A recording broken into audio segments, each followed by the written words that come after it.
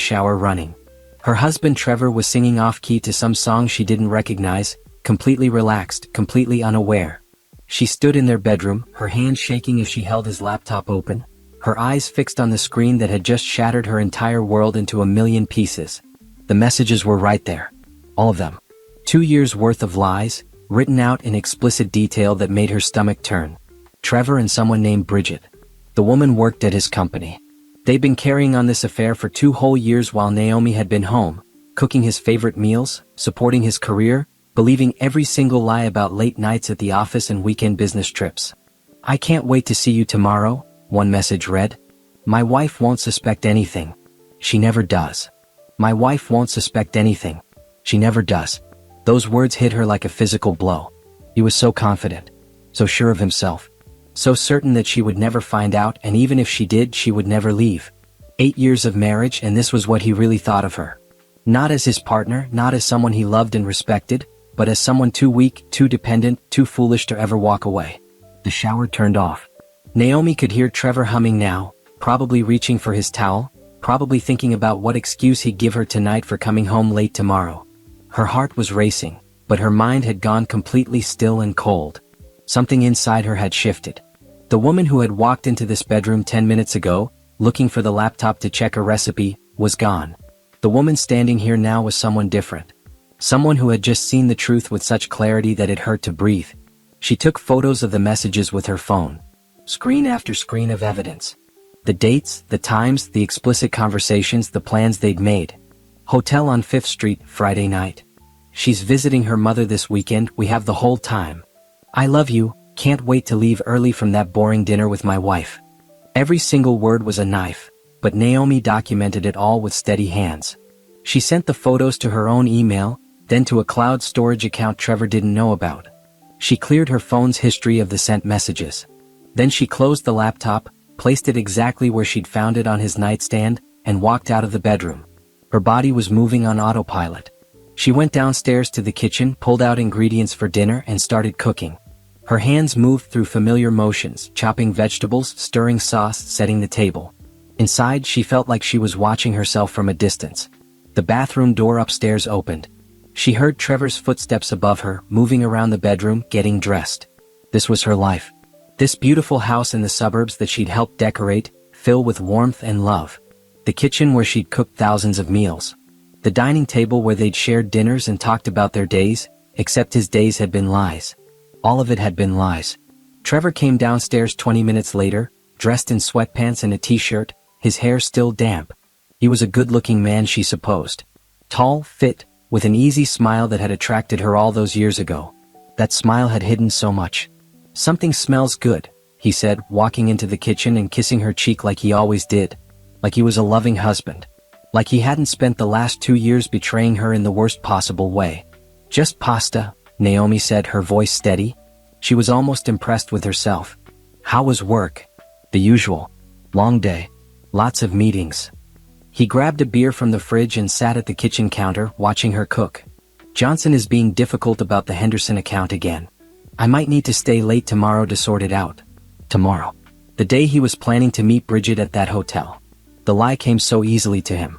He didn't even hesitate. Naomi stirred the sauce and nodded, not trusting herself to speak. She'd heard this exact speech dozens of times over the past 2 years, and she'd believed every word. "You okay?" Trevor asked. "You seem quiet." She turned to look at him. Really look at him. This man she'd loved, trusted, built a life with. This man who had been living a double life while she'd been completely faithful, completely devoted. She'd turned down a promotion at work last year because it would have required more travel, and she'd wanted to be home for him. She'd given up so much, and he'd given her nothing but lies. "I'm fine," she said. "Just tired."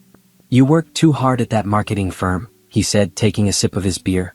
"Maybe you should cut back your hours. We don't really need your income anyway. I make enough for both of us." There it was. The subtle dismissal of her career, her work, her contribution. He'd been saying things like this for years, and she'd never really heard it before. Never understood what he was really saying, that he didn't value what she did, that he saw her as dependent on him, that he thought she needed him more than he needed her. She served dinner in silence. They ate at the table like they had 1,000 times before. Trevor talked about his day, his co-workers, his projects. Every word out of his mouth was probably a lie. Or a half-truth. Naomi barely tasted her food. She responded when appropriate, nodded when expected, played the role of the good wife one more time. After dinner, Trevor went to watch television in the living room. Naomi cleaned up the kitchen, her movements mechanical. She washed dishes, wiped counters, put away leftovers. When everything was spotless, she went upstairs to the guest bedroom, closed the door, and finally let herself feel it. The pain crashed over her in waves. She sat on the edge of the bed, her hands pressed to her mouth to keep from making any sound. 8 years. 8 years of her life given to a man who had respected her so little that he'd carried on an affair for 2 of them. 2 years of lies, every single day. Coming home to her, sleeping next to her, making love to her, all while he was with someone else. But underneath the pain, something else was growing. Something cold and sharp and absolutely certain. She was done. She was done crying, done hoping, done being the woman who loved him more than he'd ever deserved. Trevor thought she would never leave him. He was so sure of it that he'd barely bothered to hide his affair well. He'd left those messages on his laptop, accessible with a password she knew because he trusted she would never go looking. He was wrong. Naomi pulled out her phone and started searching for divorce attorneys. She'd given Trevor 8 years of devotion. She wasn't giving him one more day. The law office of Patterson and Associates was on the 10th floor of a downtown building with floor-to-ceiling windows that overlooked the city. Naomi sat in the waiting room, her hands folded in her lap, her back straight. She'd taken a personal day from work, telling her supervisor she had a doctor's appointment. In a way she did. This was about her health, about cutting out something toxic that had been slowly poisoning her life. Miss Bennett? A woman in her 50s with kind eyes and a professional smile appeared in the doorway. I'm Rebecca Patterson. Please come in. The attorney's office was neat and organized, with law books lining one wall and degrees framed on another. Rebecca gestured to a comfortable chair across from her desk, and Naomi sat down, clutching her purse in her lap. Thank you for seeing me on such short notice, Naomi said. Of course. You mentioned on the phone that you're considering divorce. Rebecca pulled out a legal pad and pen. Why don't you tell me about your situation? Naomi took a breath and began. She told Rebecca everything. The 8 years of marriage, the discovery of the affair, the messages she'd found, the evidence she'd already gathered. She pulled out her phone and showed the attorney the screenshots she'd taken. As she talked, something strange happened. Her voice grew steadier, stronger. Saying it all out loud made it real, made her decision concrete. Rebecca listened without interruption, taking notes occasionally. When Naomi finished, the attorney leaned back in her chair. You've done the right thing by documenting everything, Rebecca said. With evidence like this, we have a very strong case. Now, let me ask you some practical questions. Do you own your home jointly? Yes. We bought it together 5 years ago. Any children? No. That was one mercy at least. They talked about having kids, but Naomi had wanted to wait until she felt more secure in her career. Now she was grateful they'd never taken that step. Joint bank accounts? Yes, but I also have my own account from before we married. I kept it open, though I haven't used it much. Good. Start using it again. If you have direct deposit for your paycheck, reroute it to that account immediately. Do you work? Yes. I'm a senior marketing coordinator at Cole Industries. Rebecca's eyebrows rose slightly. The Cole Industries? That's a solid company. How long have you been there? 6 years. I started as an assistant coordinator and worked my way up. Excellent. That will work in your favor. You have an established career and income independent of your husband. What does he do? He's a regional sales manager at Premier Tech Solutions. He makes about $90,000 a year. I make $65,000. Rebecca made more notes. This is all very helpful. Here's what I recommend. We file for divorce on the grounds of adultery. With the evidence you have, this should be straightforward. You'll want to request an equitable division of assets. Given that you've both contributed to the marriage financially and you have proof of his infidelity, you have a strong position. I don't want anything from him, Naomi said suddenly. I just want out. Rebecca gave her a firm look. I understand you're hurt and angry, but don't make decisions based on emotion. You've been married for 8 years. You've contributed to this marriage. Financially, emotionally, and in every other way. You're entitled to your share of the marital assets. That house you live in? You helped pay for it. The furniture, the savings, everything you've built together? You have every right to half of it.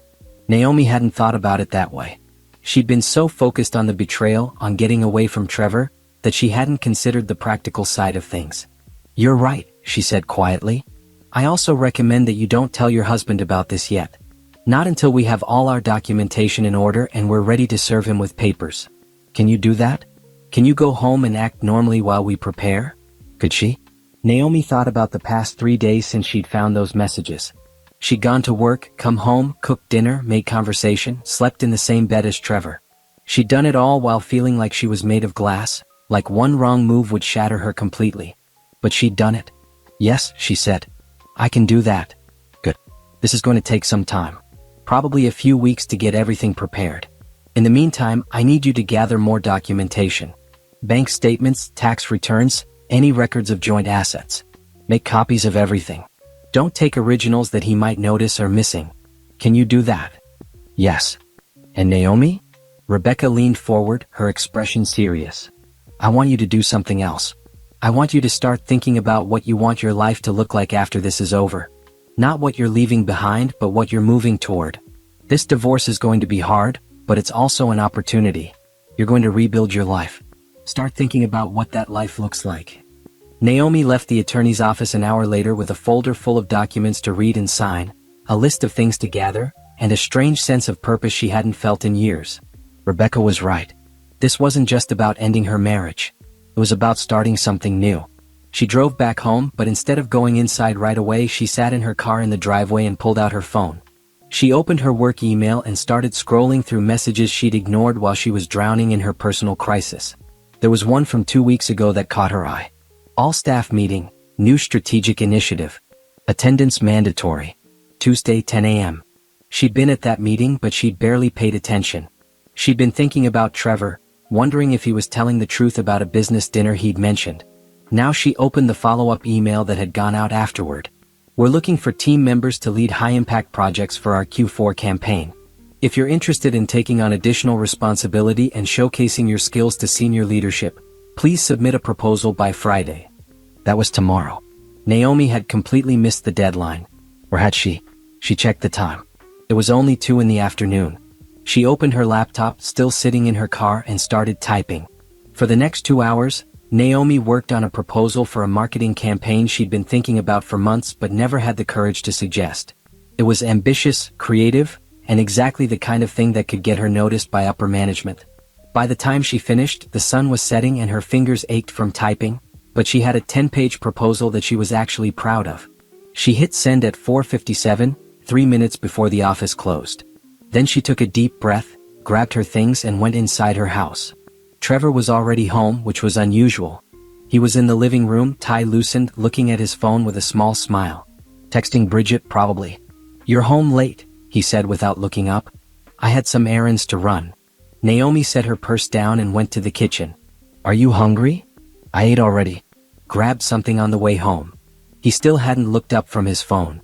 There was a time when that would have hurt her feelings. When she would have felt guilty for not being home to make him dinner, for not being available when he wanted her. Now she felt nothing but a cold sense of relief. She made herself a sandwich, ate it standing at the counter, and then went upstairs.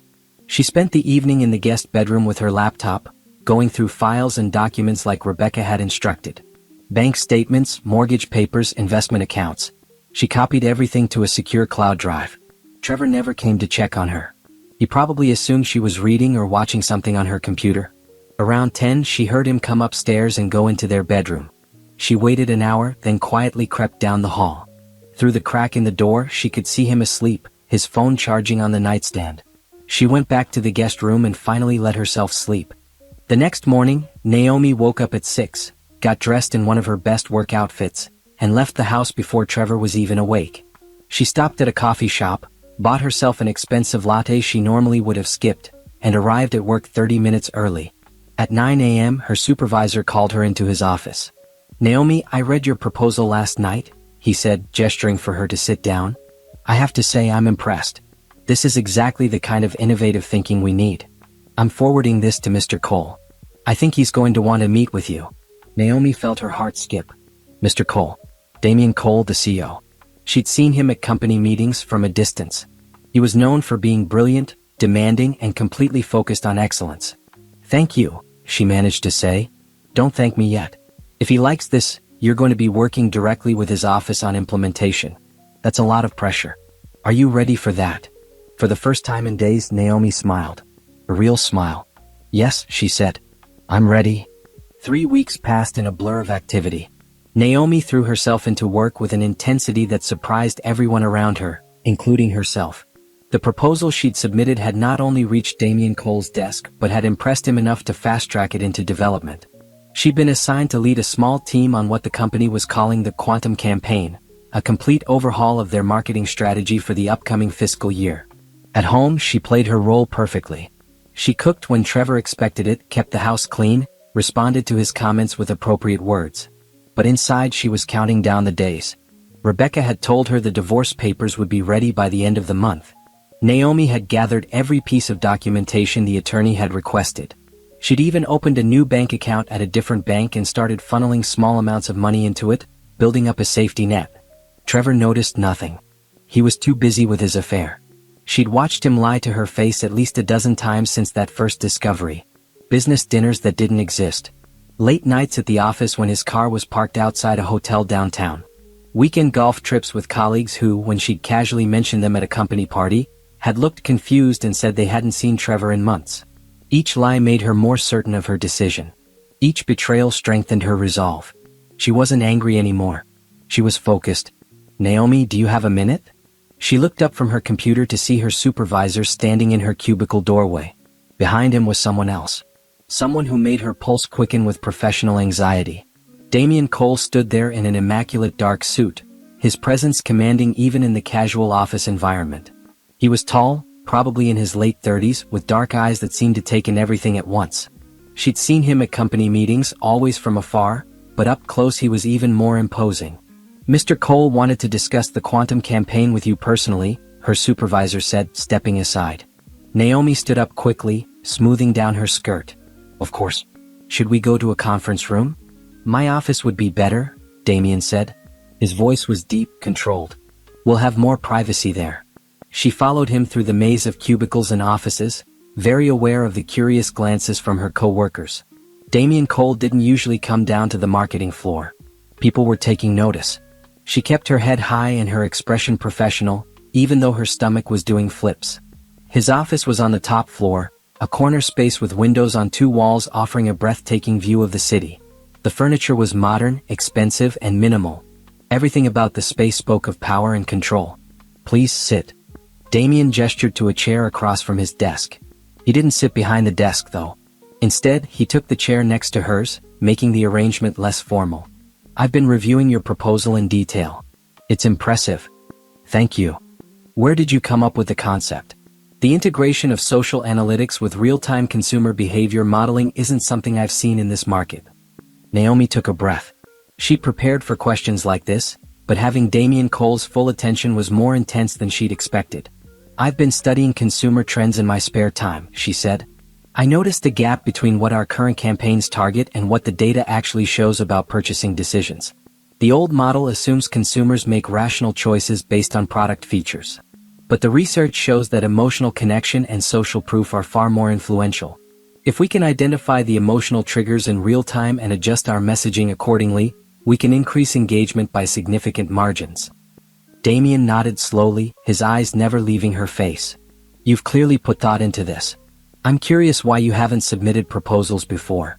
You've been with the company for 6 years. It was a fair question, and one Naomi had asked herself many times over the past few weeks. Why had she held herself back? I didn't think I was ready, she admitted. I was focused on doing my assigned work well rather than pushing for more. And what changed? She met his gaze directly. I realized I was capable of more than I'd been giving myself credit for. Something shifted in Damien's expression. Not quite a smile, but a look of understanding. Good. Because this campaign is going to require you to step far outside your comfort zone. I'm making you the lead. You'll report directly to me. You'll have a budget of $2 million and a team of 8 people. The timeline is aggressive. We need to launch by the end of Q4. That's 12 weeks from now. Naomi's heart was racing. This was more than she'd hoped for. More responsibility, more visibility, more everything. I understand, she said. I won't let you down. I know you won't. Damien stood up and she followed suit. We'll meet twice a week to review progress. Tuesdays and Thursdays at 9 a.m. Don't be late.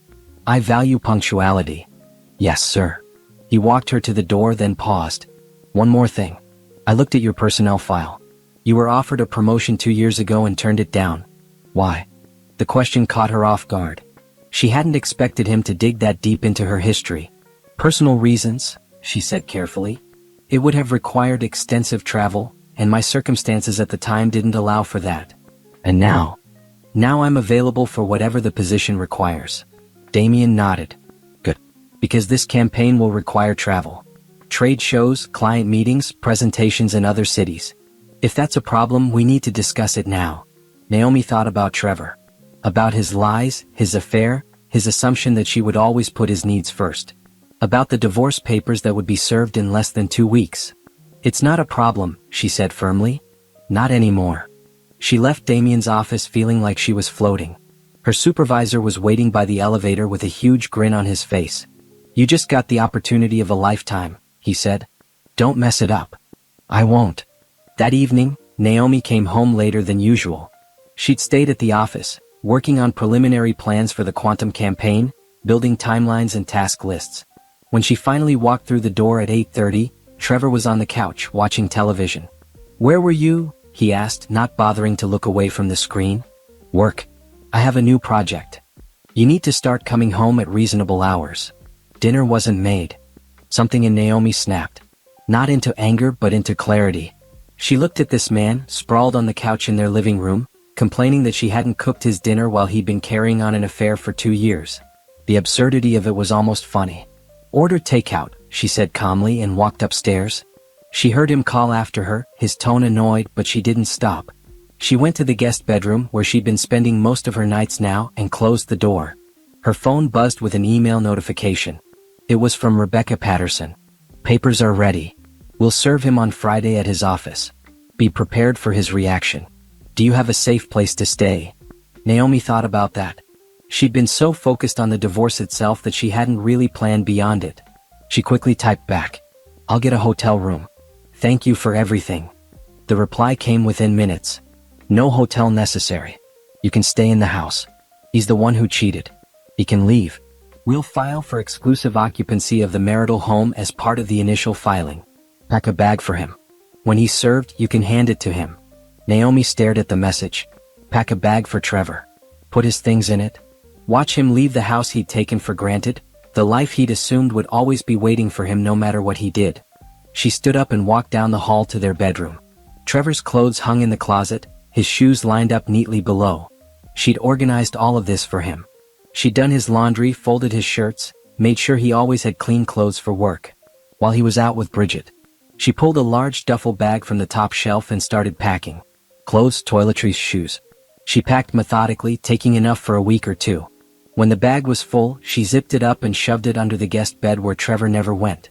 Then she went back downstairs. Trevor was still on the couch, eating Chinese takeout straight from the container. There's more in the kitchen if you want some, he said, still not looking at her. I'm not hungry. She sat in the armchair across from him and pulled out her laptop. She had work to do. Plans to make. A campaign to build. A life to reclaim.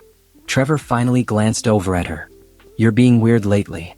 Am I? Yeah. Distant. Is something wrong? Naomi looked at him. Really looked at him. This man who thought he knew her so well, who was so confident in his control over their relationship that he'd barely bothered to hide his affair. This man who was about to get the shock of his life. No, she said, turning back to her laptop. Everything's fine. He shrugged and went back to his show. Naomi allowed herself a small smile as she typed. Friday was 3 days away. 72 more hours of pretending. She could do that standing on her head. After all, she'd been pretending her marriage was real for the past 2 years while Trevor destroyed it. What was 3 more days?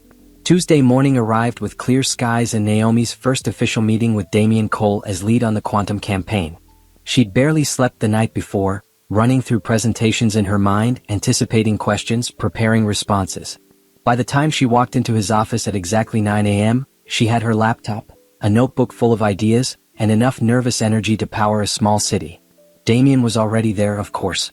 He struck her as the type who arrived before everyone else and left after them all.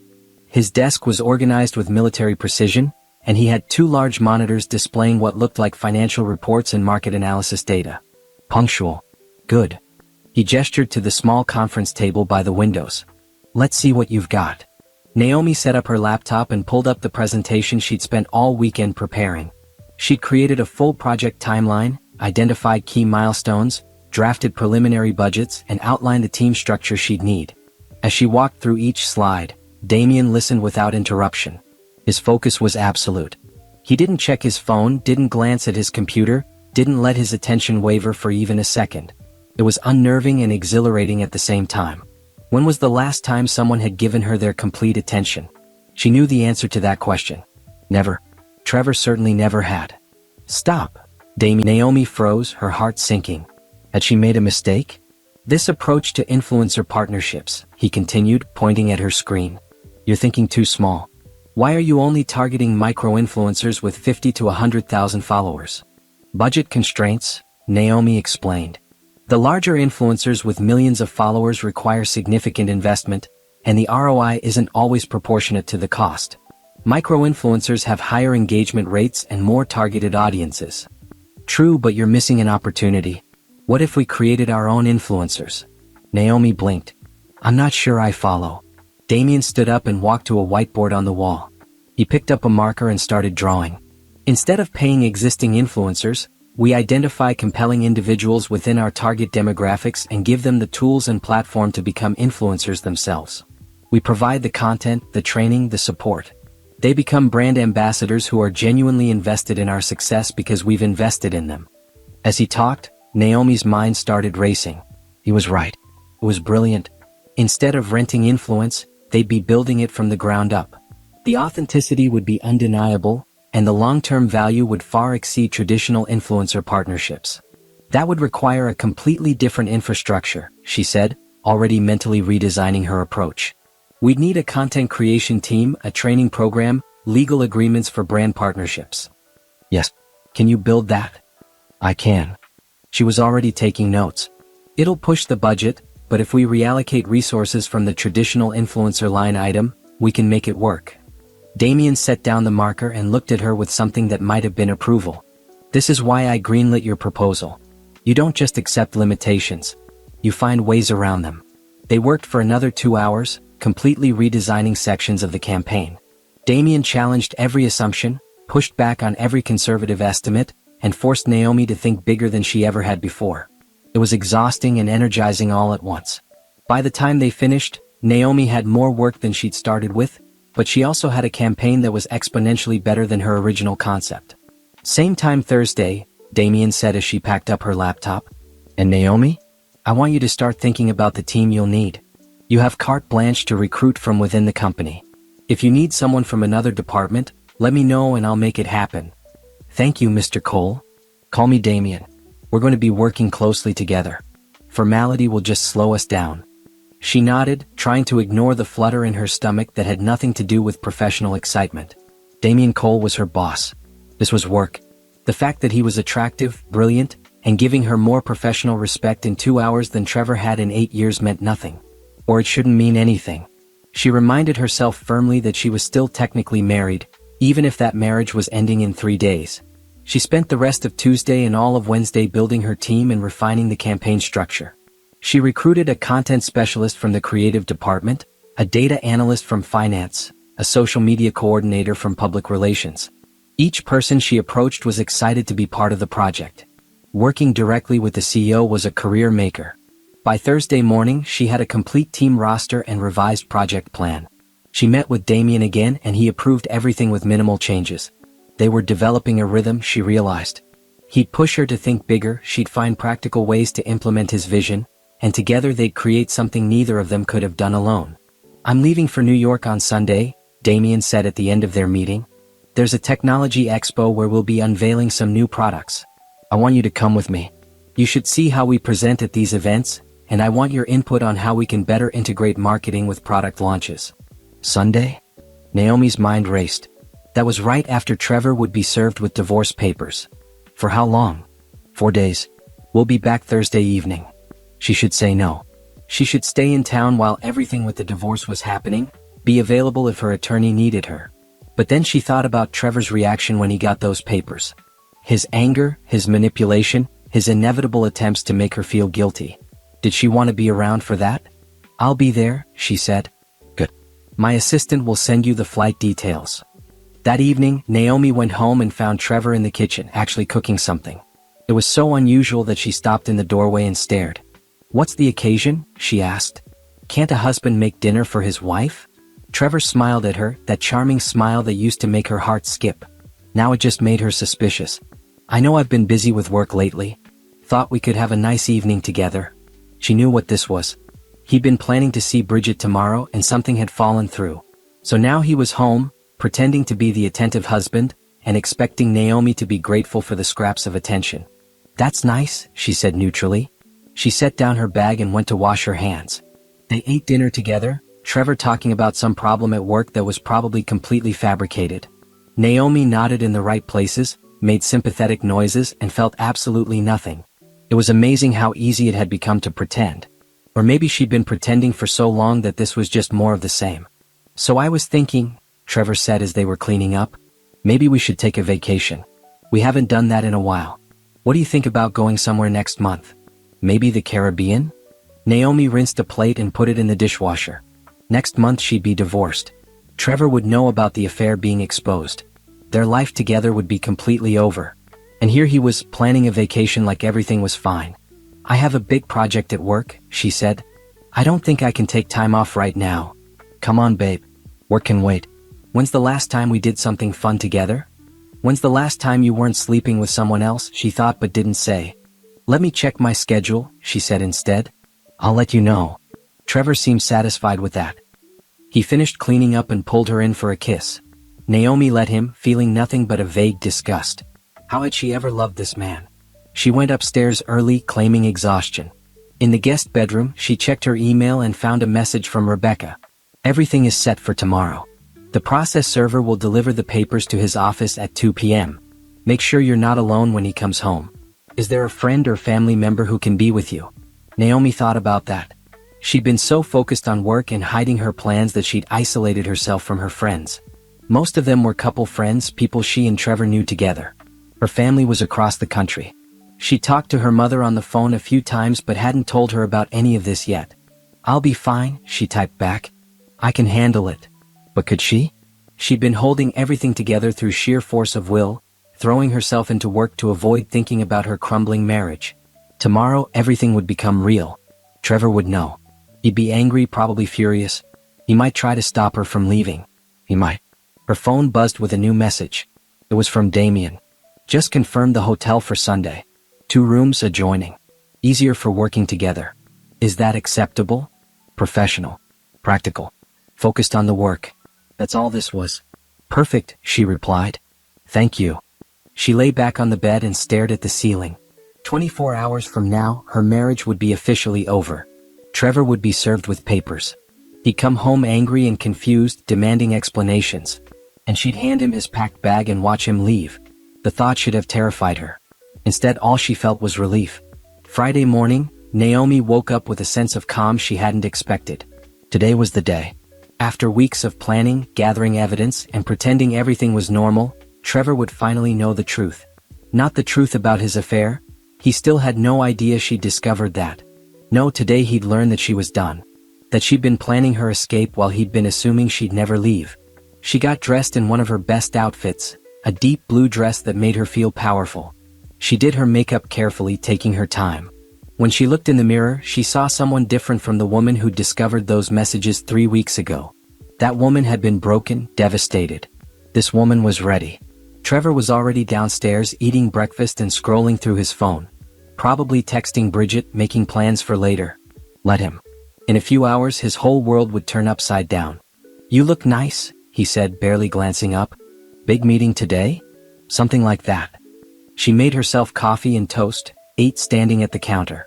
Trevor didn't notice how tense she was, how carefully she was controlling her breathing. He never noticed anything about her unless it directly affected him. "I'll be home late tonight," Trevor said, standing up and grabbing his briefcase. "Probably around 8 or 9. Don't wait up."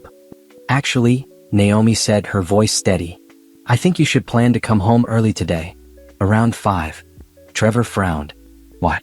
What's going on? Just come home at 5. It's important. He looked annoyed but nodded. Fine. 5 o'clock. This better not be some dinner party thing. You know I hate surprise guests. It's not a dinner party. I promise. He kissed her cheek absently and left. Naomi listened to his car pull out of the driveway, then let out a long breath. She grabbed her phone and texted Rebecca. He'll be home at 5. What time is he being served? The reply came quickly. 2 p.m. at his office. Papers will be in his hands before he leaves work. Are you ready for this? Was she? Naomi looked around the kitchen, at the house she'd helped turn into a home, at the life she'd built with a man who hadn't respected any of it. Yes, she was ready. I'm ready. Work that day was both a distraction and a torture. Naomi tried to focus on the quantum campaign, reviewing the team assignments and finalizing details for the New York trip, but her mind kept wandering to Trevor's office. What would his face look like when the process server handed him the papers? Would he be shocked? Angry? Would he even care? At 1:58 p.m., Naomi was in a team meeting when her phone buzzed silently in her pocket. She ignored it. 2 more buzzes followed in quick succession. She excused herself from the conference room and checked her messages in the hallway. 3 missed calls from Trevor. 2 voicemails. 5 text messages, each one more frantic than the last. Call me right now. What the hell is this? Naomi, answer your phone. We need to talk. This is insane. I'm coming home.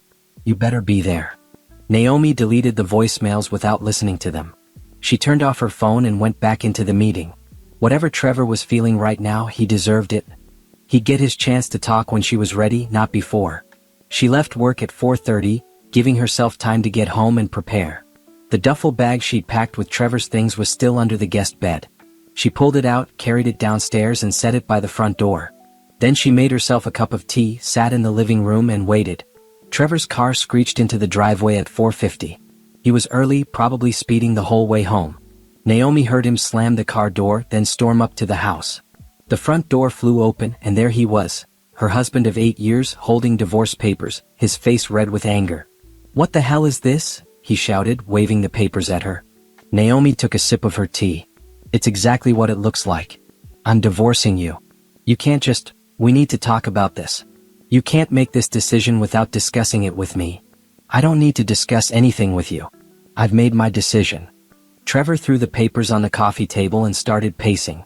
This is insane. This is completely out of nowhere. What's going on with you? Are you having some kind of breakdown? No breakdown. I'm actually clearer than I've been in years. Then what is this about? Is it money? Do you want me to help more around the house? Whatever it is, we can fix it.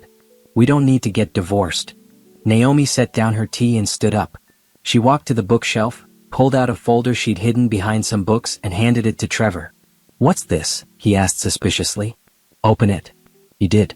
Inside were printouts of the messages she'd found on his laptop. All of them. 2 years' worth of evidence of his affair with Bridget, laid out in chronological order. She watched his face go pale as he flipped through page after page. Naomi, I can explain. Don't. Her voice was ice. Don't you dare try to explain. I found these 3 weeks ago. I've had 3 weeks to process this, to cry, to be angry, to grieve for our marriage. I'm done with all of that now. You've been cheating on me for 2 years with Bridget from your office. 2 years, Trevor. Every late night, every business trip, every time you looked me in the eye and lied to me. I know everything. It wasn't, he stumbled over his words, looking genuinely panicked for the first time. It didn't mean anything. She doesn't mean anything. You're my wife. I love you. You don't love me. You never did. You loved having me here, taking care of you, supporting you, being whatever you needed while you did whatever you wanted. That's not love. That's convenience. That's not true. Naomi, please. This was a mistake. A stupid mistake. I'll end it. I'll never see her again. We can work through this. People get past affairs all the time. We can go to counseling. I don't want to work through this. I don't want to go to counseling. I don't want to give you another chance. I want you to leave. Trevor's expression shifted from panic to anger. Leave? This is my house too. Actually, as of today, it's not. I filed for exclusive occupancy. The judge granted a temporary order pending the divorce proceedings. You need to vacate the premises. Your bag is by the door. He stared at her like he'd never seen her before. You've been planning this.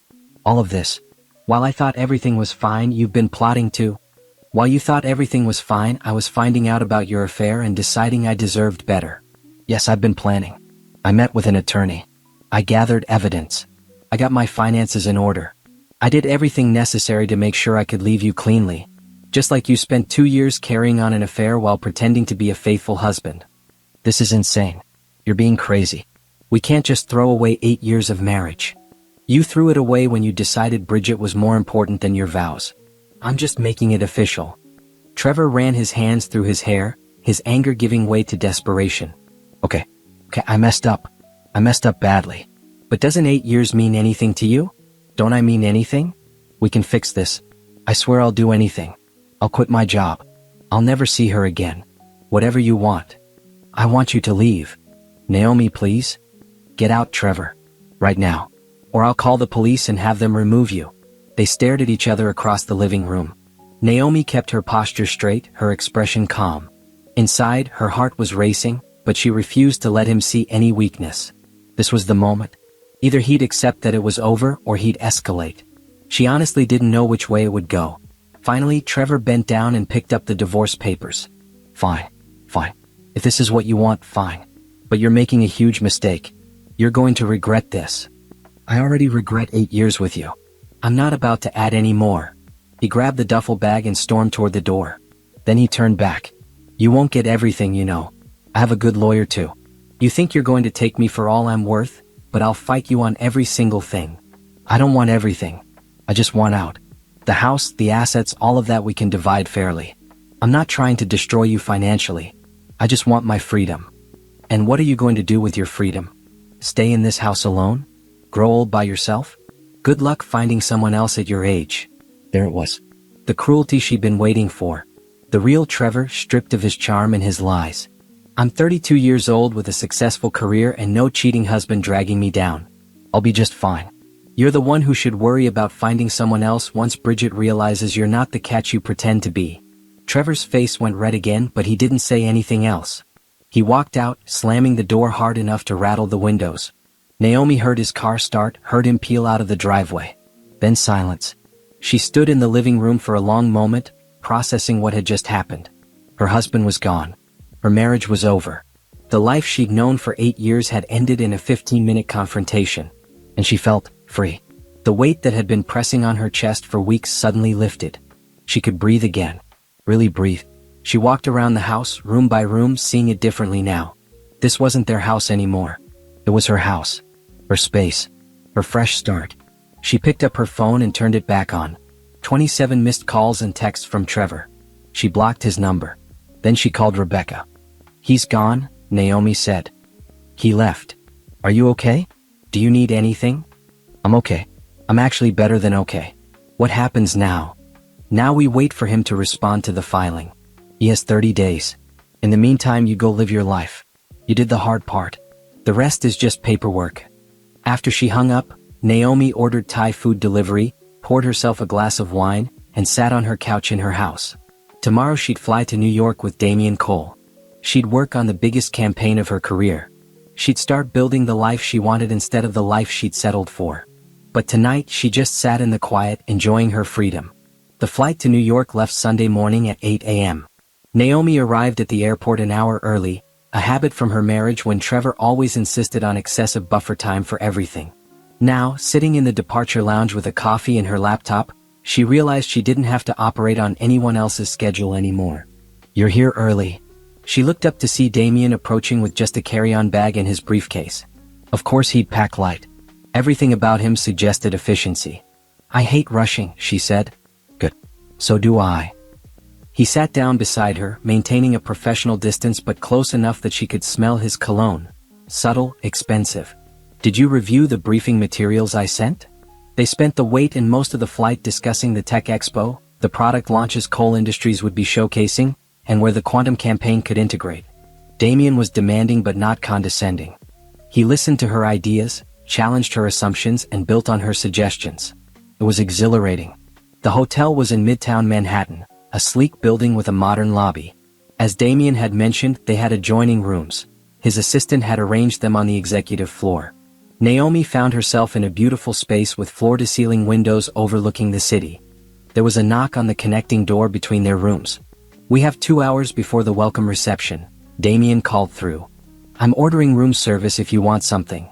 They ate lunch together at the small table in his room, going over the schedule for the next 4 days. It felt strangely intimate, this working relationship they were developing. Naomi couldn't remember the last time she'd felt so intellectually matched with someone. Her phone buzzed. A text from an unknown number. "This is Bridget. We need to talk." Naomi stared at the message. How had Bridget gotten her number? Probably from Trevor's phone. She felt a flare of anger but pushed it down. "Everything okay?" Damien asked, noticing her expression. "Just some personal drama I'm dealing with. Nothing important." She deleted the message and blocked the number. Whatever Bridget wanted to say, Naomi didn't want to hear it. That chapter of her life was closed. The Tech Expo was overwhelming in the best way. Thousands of attendees, hundreds of booths, cutting-edge technology everywhere. Damien introduced her to industry leaders, potential partners, journalists. She took notes constantly, already seeing opportunities for the quantum campaign. On Tuesday evening, after a full day of presentations and meetings, they had dinner at a restaurant near the hotel. It was ostensibly to debrief about the day, but the conversation drifted into more personal territory. "You mentioned personal drama earlier," Damien said over wine. "I don't mean to pry, but if it's affecting your work, I should know." Naomi considered how much to tell him. He was her boss. This was professional. But something about the way he asked, genuinely concerned rather than nosy, made her want to be honest. "I filed for divorce," she said. 2 weeks ago. Damien didn't look shocked or uncomfortable. "That explains the change." "What change?" "The last few weeks you've been different. More focused. More driven. I assumed it was the campaign opportunity, but it's more than that, isn't it? I found out my husband was having an affair. Has been for 2 years. I decided I deserved better." "You do." Damien said it simply, matter-of-factly. "I'm sorry you went through that, but I'm not sorry you're here now. You're one of the most talented people I've worked with. If your marriage was holding you back, then ending it was the right call." It was probably the least romantic thing anyone had ever said about her divorce, but somehow it was exactly what she needed to hear. Not pity, not sympathy, just acknowledgement that she'd made a good professional decision for herself. "Thank you," she said. "How is he taking it?" "Not well. He's trying to get me to reconsider. He doesn't seem to understand that I'm done. Men like that never do.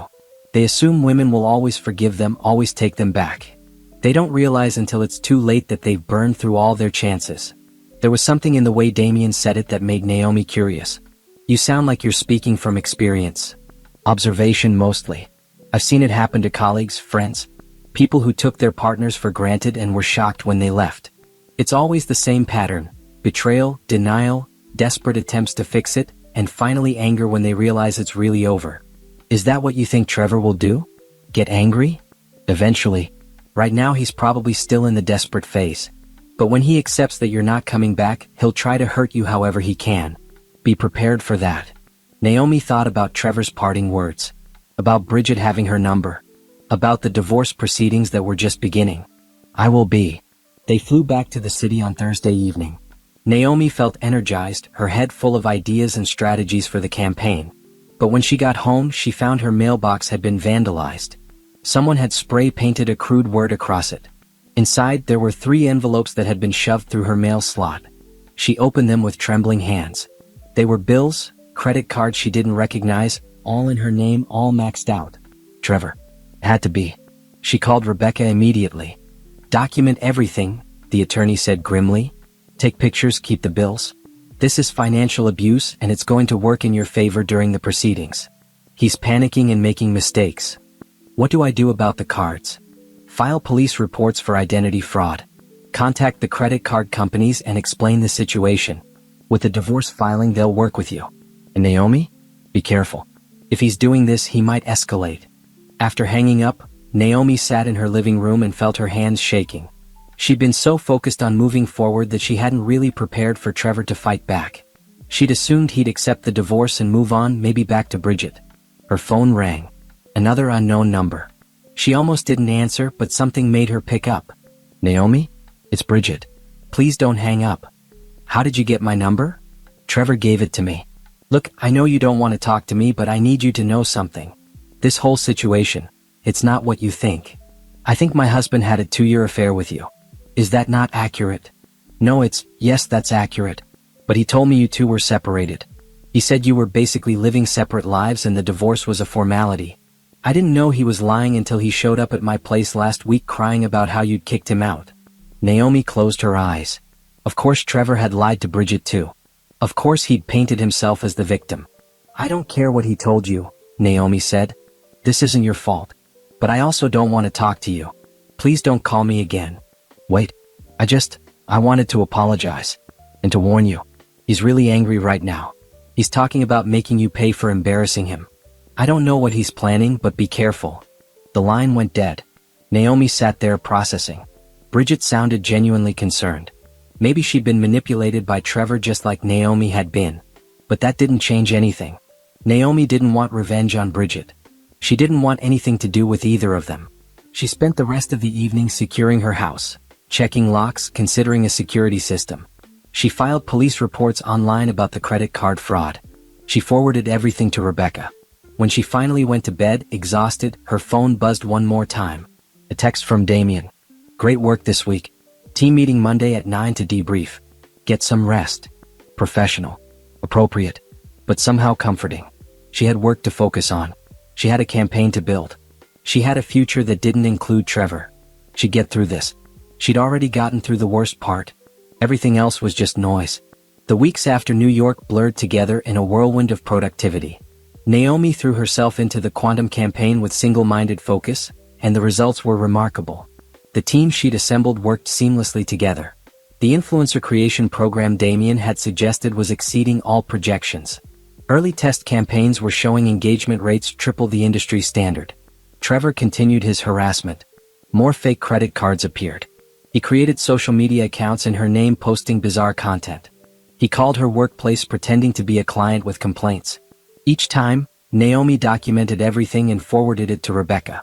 Each time, Trevor was building the case against himself. He's making this easy, Rebecca said during one of their check-ins. Most divorces involve some level of he said she said. But your husband is creating a paper trail of harassment and fraud. When we go before the judge, this is going to be straightforward. The divorce proceedings moved slowly as these things did. Trevor had hired an attorney who was trying to drag everything out, probably hoping Naomi would get tired and settle for less. But Naomi wasn't backing down.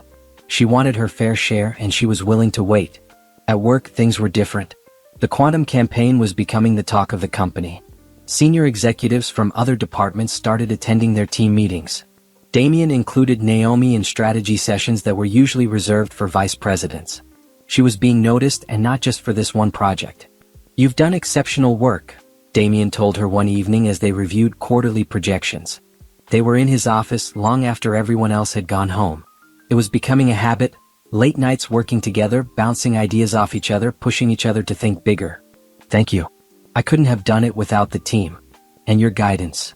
Don't sell yourself short. The team executes your vision. And I've guided plenty of people who couldn't do what you're doing. He paused, studying her. I'm recommending you for a promotion. Director of Strategic Marketing. It comes with a significant raise and a seat at the executive table. Naomi's heart skipped. Director? But I've only been lead on this project for 2 months. And in those 2 months, you've delivered results that some people don't achieve in years. You're ready. Unless you don't think you are? No, I am. Thank you. This means everything to me. You've earned it. The board will vote on it next month, but it's a formality. The position is yours. She should have kept it professional. Should have just thanked him again and left. But the emotion of the moment overwhelmed her. Everything she'd been through, everything she'd lost and gained. Before she could stop herself, she was crying. I'm sorry, she said, quickly wiping her eyes. This is so unprofessional. I don't normally. Hey. Damien's voice was gentle. He handed her a box of tissues from his desk. You're allowed to be human. You've been dealing with a divorce, harassment from your ex, and the pressure of this campaign all at once. Anyone would be emotional. I just never thought I'd get here. 3 months ago, I was stuck in a marriage that was killing my spirit, working a job I was good at but not passionate about. And now you're about to be a director at one of the most successful companies in the industry. You did that. Not me, not the campaign. You. Their eyes met and something shifted in the air between them. It had been building for weeks, this connection that went beyond professional respect. Naomi felt it every time they worked late together, every time Damien looked at her like she was the most interesting person in the room, every time he challenged her to be better. But she was still technically married. The divorce wasn't final. And he was her boss. "I should go," she said, standing up quickly. "It's late." "Naomi." Damien stood too. "I want you to know that I respect you immensely. As a colleague, as a professional. Whatever is happening here, we don't have to act on it. Not now. Not until you're ready." "I don't know what you mean." "Yes, you do. And so do I. But I'm patient. I can wait until your divorce is final, until you've had time to process everything you've been through. I'm not going anywhere." She wanted to deny it, to maintain the professional fiction that this was just about work. But she couldn't lie to him and she couldn't lie to herself. "My divorce should be final in about 6 weeks, she said quietly. "The court date is set. Then I'll see you at work tomorrow, director-to-be. Get some rest." She left his office feeling like she was floating. She had a promotion coming. She had a future that excited her. And she had someone who respected her enough to wait until she was ready. When she got home, there was a letter taped to her door. Not mailed, hand-delivered. She recognized Trevor's handwriting on the envelope. Inside was a single page, handwritten. "Naomi, please. I know I messed up. I know I hurt you. But we can fix this. I've been going to therapy. I've ended things with Bridget completely. I quit my job so I'd never have to see her again. I'm doing everything you asked for. Please just talk to me. Give me one chance to prove I've changed. I love you. I always have. Trevor." She read it twice, then crumpled it up and threw it in the trash. He'd quit his job? That was his choice. She hadn't asked him to do anything because she wasn't interested in reconciliation. He could go to therapy, could change his entire life, and it wouldn't matter. She didn't want him back. Her phone rang. A number she didn't recognize. She answered cautiously. "Naomi Bennett?" A woman's voice, professional. "Yes. This is Detective Sarah Morrison with the police department. We've been investigating the credit card fraud and harassment complaints you filed. We have enough evidence to press charges against Trevor Bennett. I wanted to inform you before we proceed. Are you comfortable with us moving forward with charges?" Naomi sat down heavily on her couch. Criminal charges. That would mean Trevor wouldn't just lose their marriage. He'd have a record. It could affect his ability to get another job, could follow him for years. But he'd made his choices. He'd created fake credit cards in her name. He'd harassed her for weeks. She tried to end things cleanly and he'd escalated at every turn. "Yes," she said. "Proceed with the charges." "Understood. You'll need to come in tomorrow to give a formal statement. Can you make it to the station around 10 a.m.? I'll be there." After hanging up, Naomi sat in the quiet of her house and felt something she hadn't felt in months. Peace. Trevor had pushed and pushed, thinking he could force her to respond, to engage, to come back to him. Instead, he pushed himself right into legal trouble. She wasn't vindictive. She wasn't trying to destroy him. But she also wasn't going to be his victim. He'd made this bet. Now he could lie in it. The next morning, she went to the police station and gave her statement. The detective showed her evidence they'd gathered. Security footage of Trevor at the post office mailing threatening letters, phone records showing hundreds of calls to her number from burner phones, email trails where he'd impersonated her to various companies. "This is one of the more clear-cut cases I've seen," Detective Morrison said. "He didn't even try to cover his tracks. He'll be arrested by the end of the day." Naomi went to work after the police station.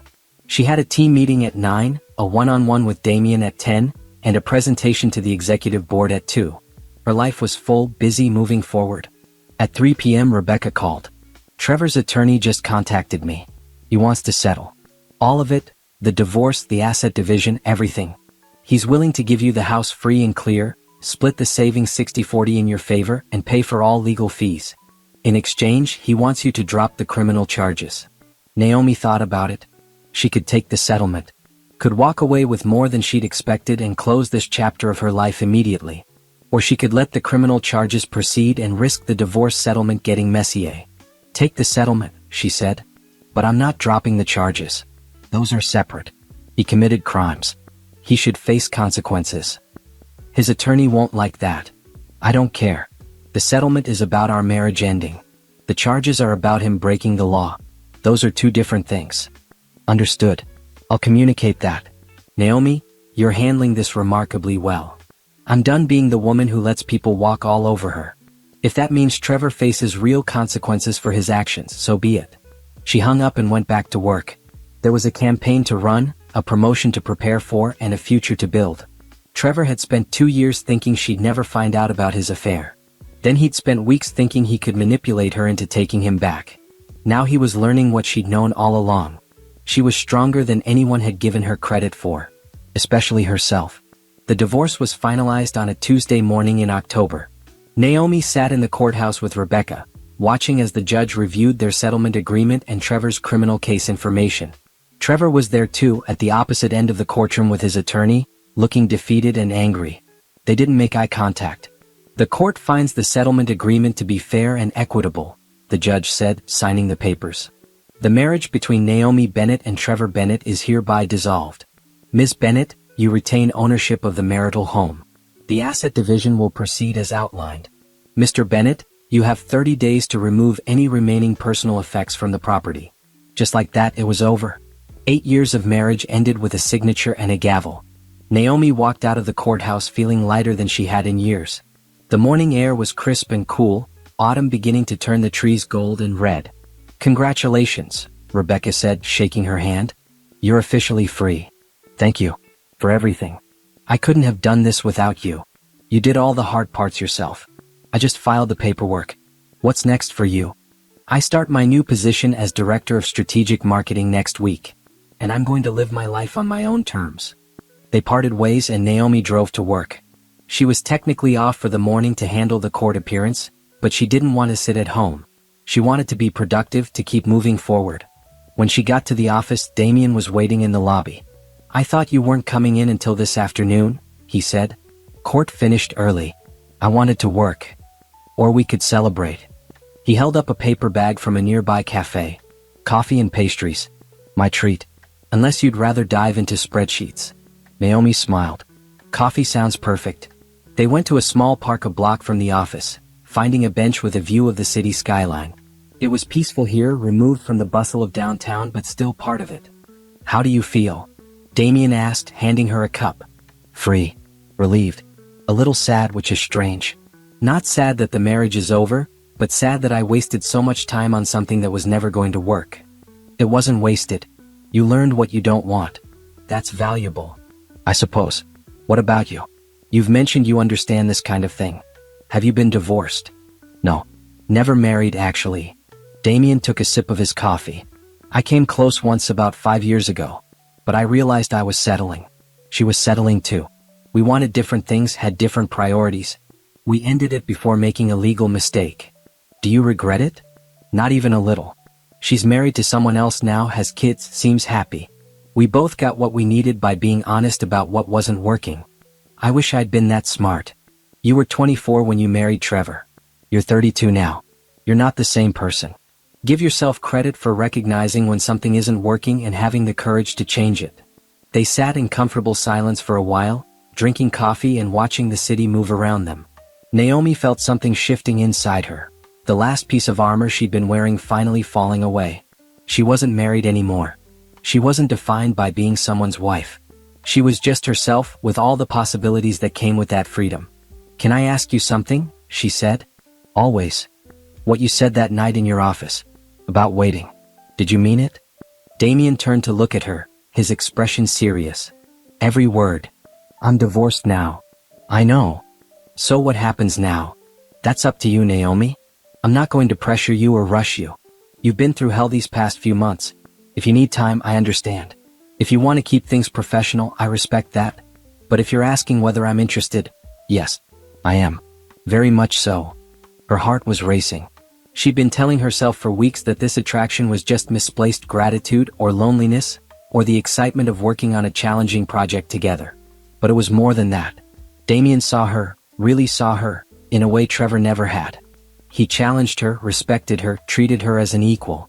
And she felt drawn to him in a way that was both thrilling and terrifying. I don't want to make another mistake, she said quietly. I don't trust my judgment right now. Then trust mine. I think you're brilliant, capable, and stronger than you give yourself credit for. I think we work well together. And I think we could be good for each other outside of work too. But only if you want that. Only if you're ready. What if I'm not ready? What if I need more time? Then I wait. I told you I'm patient. Naomi looked at him. This man who had somehow become central to her life in just a few months. Who had given her opportunities she'd never dreamed of. Who had shown her what respect looked like. Who was willing to wait for her to be ready. I don't want you to wait, she heard herself say. I've spent enough of my life waiting for the right time, the right moment. I'm ready now. Are you sure? No. But I don't think I'll ever be completely sure. And I'm tired of letting fear make my decisions. Damien smiled then, a full genuine smile she'd rarely seen from him. Then how about dinner? Tonight. Not a work dinner. An actual date. A date? Naomi repeated, testing the word. I haven't been on a date in almost 9 years. Good thing I have plenty of experience with first dates then. Oh really? And how many first dates have you been on? Enough to know that this one is going to be different. They finished their coffee and walked back to the office together. Naomi felt like she was floating, like everything that had been weighing her down had finally lifted. She had a job she loved. She had a future full of possibilities. And she had someone who was interested in her for exactly who she was, not who she could be for them. That evening she went home and stood in her house now, not theirs, and looked around with fresh eyes. It was time to make this space truly hers. She started making plans to redecorate, to remove the last traces of her marriage and create something new. When Damien picked her up at 7, she was wearing a dress she'd bought that afternoon, something bright and bold that the old Naomi would have been too self-conscious to wear. You look amazing, he said. I feel amazing. They went to a small Italian restaurant she'd never been to, sat at a corner table and talked for hours. Not about work, not about her divorce, just about life. Their childhoods, their dreams, their favorite books and movies and places they wanted to travel. Naomi couldn't remember the last time she'd had a conversation like this. Easy, engaging, fun.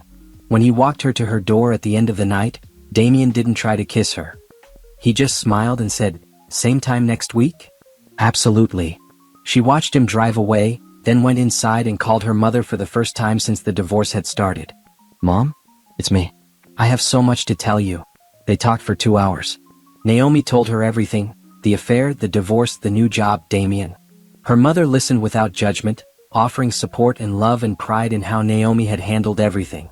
I'm so happy for you, honey, her mother said. You deserve all of this. You always have. I'm glad you finally see it. When Naomi hung up, she felt complete in a way she'd never experienced before. She wasn't running from something anymore. She was running towards something. A life she'd chosen. A future she was excited about. A person she was proud to be. Trevor had thought she'd never divorce him. He'd been wrong about that and about so many other things. The best part? She didn't think about him anymore. Not with anger or regret or pain. He was just a chapter that had closed, making room for the story she really wanted to tell. 6 weeks after their first date, Naomi stood in her newly redecorated living room and barely recognized it. The heavy furniture Trevor had insisted on was gone, replaced with lighter pieces and colors she actually liked. The walls had been repainted from beige to a soft blue-gray. Plants filled the corners, bringing life and color into the space. This was her home now, filled with things she'd chosen. Her relationship with Damien had developed slowly, carefully. They'd been on 8 dates, each one revealing more layers of compatibility. He'd met her mother during a video call. She'd met his sister who lived in the city. They'd kept their relationship private at work, maintaining professionalism during business hours. But everyone knew. The way they looked at each other in meetings, the easy partnership they'd developed, it was obvious to anyone paying attention. The Quantum campaign had officially launched the previous week to massive success. Engagement rates were exceeding projections by 40%. 2 major industry publications had already reached out for interviews about their innovative approach. The company's stock had jumped 5 points on the strength of the campaign alone. Naomi had everything she'd ever wanted professionally. And personally, she was happier than she'd ever been. Then Trevor showed up. It was a Saturday afternoon. Naomi was reading on her couch when she heard knocking at the door. Persistent, urgent knocking. She looked through the peephole and her stomach dropped. Trevor stood there, looking disheveled and desperate. Naomi, I know you're in there, he called out. Please. I just need to talk to you for 5 minutes. 5 minutes and I'll leave. I promise. She considered not answering. She could call the police. There was a restraining order as part of his criminal case that said he wasn't supposed to come within 100 feet of her. But something in his voice made her pause. He didn't sound angry. He sounded broken. Against her better judgment, she opened the door but didn't invite him in. "You're not supposed to be here. You're violating the restraining order." "I know. I'm sorry. I needed to see you. To talk to you face to face one last time." He looked terrible. His clothes were wrinkled, his hair uncombed. He'd lost weight and there were dark circles under his eyes. "Can I just come in for a minute?" "No. Whatever you need to say it from there." Trevor took a shaky breath. "I messed up. I know that. I've known it for months. I threw away the best thing that ever happened to me and I'm paying for it now. The criminal charges, I have a record now. No one will hire me. Bridget won't even return my calls. I'm living in a one-bedroom apartment that costs half my unemployment check. Everything is falling apart." Naomi felt no satisfaction in hearing this. Just a distant pity. "I'm sorry you're struggling," she said. "But that's not my problem anymore." I know it's not. I'm not here to ask for your help or your forgiveness. I'm just here to tell you, I see it now. Everything you tried to tell me about respect and partnership and real love. Didn't understand any of it when we were married. I took you for granted every single day and I thought that was okay because you were my wife and you'd always be there. I was an idiot." "Yes, you were. I heard you're dating your boss, Damian Cole." Naomi stiffened. "How did you know that?" "I still talk to a few people who work at your company. They mentioned seeing you two together outside work. I wanted to be angry about it, but I can't be. Not really, because I did this. I pushed you away. I made you stop loving me. And now you found someone who actually deserves you." This was surreal. Trevor had spent months harassing her, trying to manipulate her into coming back. Now he was here, accepting defeat? "Why are you really here, Trevor?" "I'm moving. To another state. I got a job offer in Colorado, something in sales again. It's not great, but it's a fresh start. I'm leaving next week and I wanted to see you one last time before I go. To apologize. To tell you that you were right about everything. And to, I don't know. Get closure, I guess." "You want closure?" "I want to stop hating myself for losing you. I want to be able to move on. And I can't do that if the last time we saw each other was in that courtroom with you looking at me like I was nothing." Naomi studied him. This broken, desperate man was the person she'd loved for 8 years? The person she'd built a life with? It felt like looking at a stranger. "I don't hate you," she said finally. "I don't feel anything about you at all, Trevor. You're just someone I used to know. Someone who taught me a lot about what I don't want in a partner. That's your legacy in my life. That's more than I deserve. Probably. But I'm not interested in revenge or making you suffer. I just want to live my life without you in it." "Are you happy?" "With him?" She could have lied. Could have said it was none of his business. But there was something liberating about being completely honest. "Yes. I'm happier than I've ever been. He treats me like an equal. He respects my work, my ambitions, my opinions. He makes me want to be better without making me feel like I'm not enough. Everything you should have been but weren't." Trevor flinched like she'd hit him, but he nodded. "Good. That's good. You deserve that." They stood there in awkward silence for a moment. Then Trevor turned to leave. "Trevor?" Naomi called out. He turned back hopeful. "Get help. Real help. Therapy or whatever you need. Not for me, for yourself. Figure out why you sabotage good things. Because if you don't, you'll just keep making the same mistakes with the next person." "I will. I promise. And Naomi, thank you. For everything you did try to make our marriage work. I know I never appreciated it, but I do now." He walked to his car and drove away. Naomi watched until his taillights disappeared, then closed her door. She felt nothing. No sadness, no anger, no regret. Just a quiet certainty that this chapter was finally, truly over. She texted Damian. "Trevor just showed up. Don't worry, I'm fine. He's moving away. It's done." The reply came within seconds. "Are you okay? Do you need me to come over?" "I'm perfect, but you can come over anyway. Bring dinner?" An hour later, Damian arrived with Thai food and a bottle of wine. They ate on her new couch and she told him about Trevor's visit. "How do you feel?" Damian asked. "Relieved. Like I finally closed a book I'd been reading for too long. I don't love him anymore. I don't even remember what loving him felt like. That's how you know you've truly moved on." She leaned against him, feeling safe and content. "I never thought I'd be here. 6 months ago, I was trapped in a marriage that was killing my spirit. Now I have everything I want. Career I love. A home that's actually mine. You did all that yourself. I just happened to be smart enough to recognize how incredible you are."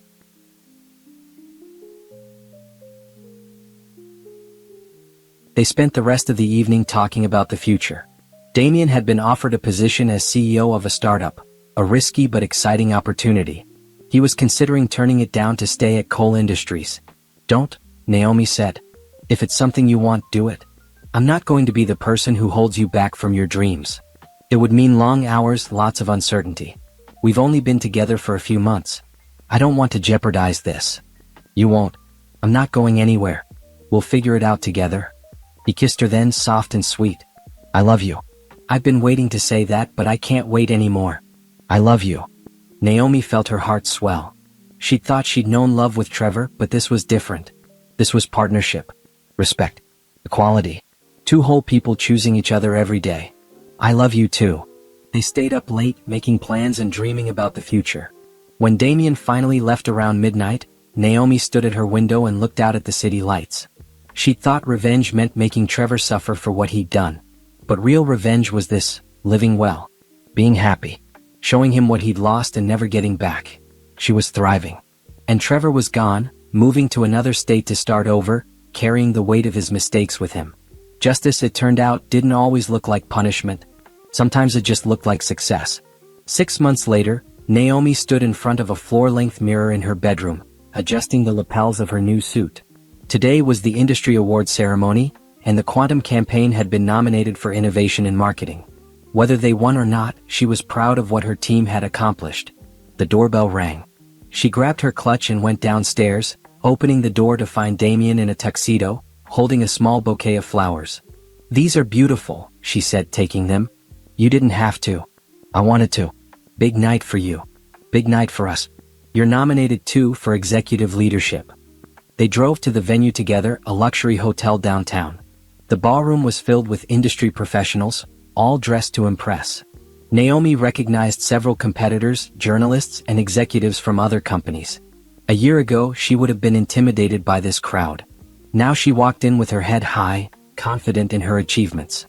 Her mother had flown in for the occasion and was already at their table, chatting with Damien's sister.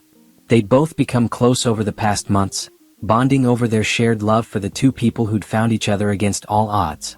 "You look stunning, honey," her mother said, hugging her tight. "Thanks, Mom." The ceremony began with cocktails and networking.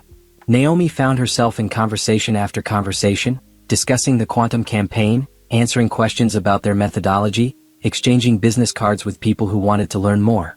She was no longer just a senior coordinator who'd gotten lucky. She was a director with a proven track record, a rising star in the industry. When they finally sat down for dinner, Damien leaned over and whispered, "You're amazing at this. Working the room, making connections. You were born for this level." I just stopped being afraid of taking up space. The awards portion of the evening began. Categories were announced, winners were called to the stage. When they got to innovation in marketing, Naomi felt her heart racing. Her team was up against 3 other campaigns, all impressive in their own right. And the award goes to the Quantum campaign, Cole Industries. Accepting the award is Director of Strategic Marketing, Naomi Bennett. The room erupted in applause. Naomi stood, her legs shaking, and made her way to the stage. She accepted the Crystal Award from the presenter and stood at the microphone. "Thank you so much for this honor," she said, her voice steady despite her nerves. "This campaign was a team effort from start to finish.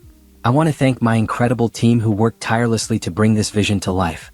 I want to thank Damien Cole for believing in my idea and giving me the resources to make it happen. And I want to thank everyone who doubted that a new approach could work.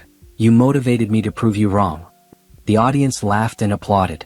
Naomi left the stage, award in hand, feeling like she was flying. Damien won his award too for executive leadership. His acceptance speech was characteristically brief and gracious, but when he came back to the table he was grinning. "We make a good team," he said, touching his award to hers in a toast. "The best." Later that night, after the ceremony had ended and they'd celebrated with drinks and dancing, Damien drove Naomi to a spot overlooking the city. They sat on the hood of his car, looking at the lights spread out below them. "I have something to tell you," Damien said. "Should I be worried?" "I hope not. I took the CEO position at that startup. I start in 2 weeks." Naomi felt a flash of surprise, but not concern. "That's amazing. You're going to be incredible. I wanted to tell you first. It's going to mean long hours, especially at the beginning. Less time together. I know that's not ideal, but..." "Damien." She took his hand. I support you 100%. We'll figure it out. We always do. That's what I love about you. You never try to hold me back. You push me forward. Because I'm not afraid of you succeeding. Your success doesn't diminish mine. He pulled her closer, kissing her under the stars. Move in with me. Naomi pulled back, surprised. What? Move in with me. I know it's fast, but we're together most nights anyway. And I want to wake up with you every morning. Not just sometimes. Every day. She should probably say they needed more time. Should probably be cautious after her divorce. But Naomi was done living cautiously. She'd learned that life was short and opportunities were precious. Yes, she said. Yes, I'll move in with you.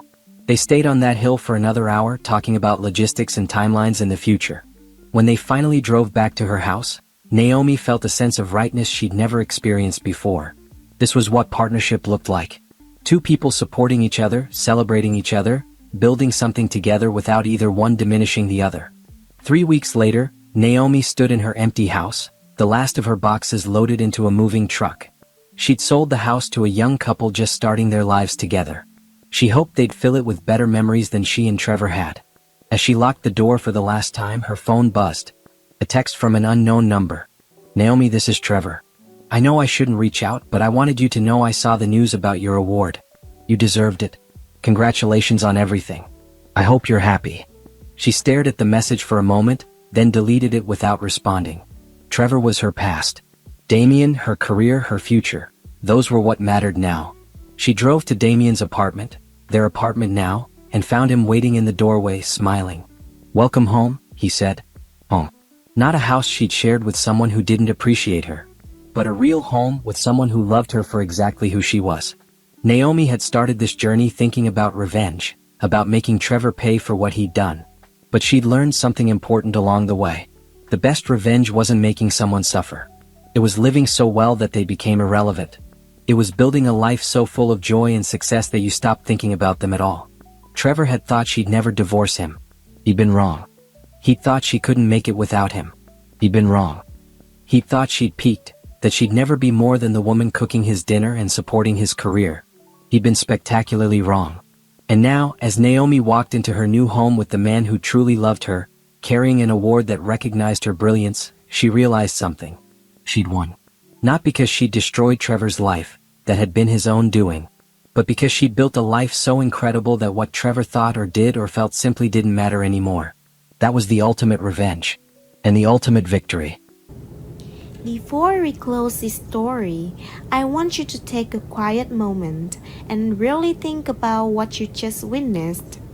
Because this wasn't just a story, it was a journey through pain, through struggle, through moments that could have broken someone completely, but didn't.